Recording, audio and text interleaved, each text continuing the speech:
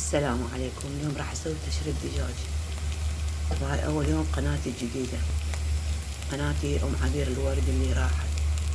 صار عندي غلط بالحساب، يعني ما اعرف بالرمز السري نهائي ما رجعت. هذا الدجاج قطعته، مو دجاجة كاملة على قد ما ناكل. راح اسوي 8 كلم، وهذا الكلم احمسه، اخليه لانه بصرة مطحون، واخلي كركم وكاري وفلفل اسود. من يحمس اطبق التمن العنبر واخليه عليه. هاي انه بصرة، انا اخلي وحدة صحيحة ووحدة مكسرة. ورق الغار، كركم كاري، فلفل اسود شوية، حبتين هيل، حبتين قرنفل، ما اجي تعرفون انتو. هذا فص كبير.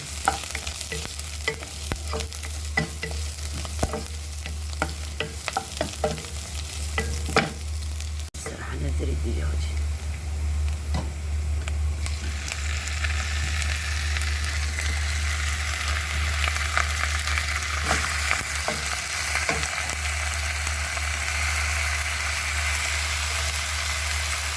شوية يحمل،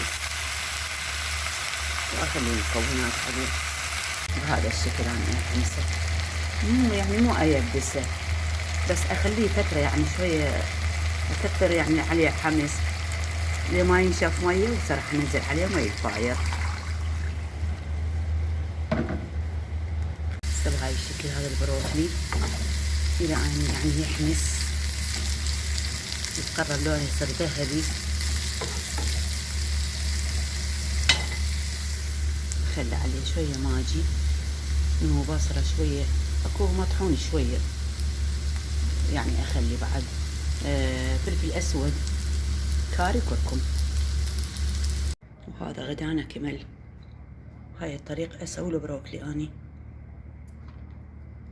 دجاج بالفلفل الحار، بروكلي سلقت، كل شي بانواعه. هذا الكلام، واتمنى من مشاركيني ومتابعيني يرجعون لهاي القناة لي، ما ينسوني لايكات، اشتراكات، مشاهدات، حبايبي.